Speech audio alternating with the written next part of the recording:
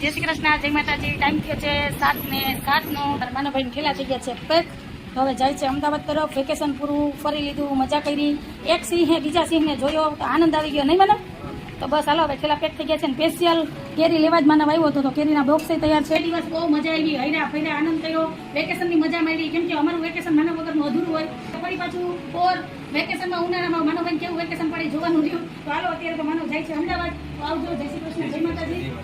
ને આ કેરીના બોક્સ તૈયાર છે. ખાસ તો છે ને કેરી લેવા જ માનવભાઈ ધોકો ખાધો હતો. તો હાલો, અમારા ઘરના જે મોટા વડીલ છે એના આશીર્વાદ લઈ લીધા માનવે. એટલે તારા બેનના આશીર્વાદ લઈને હવે નીકળે છે. હાલો, સાહેબ જાય છે મૂકવા.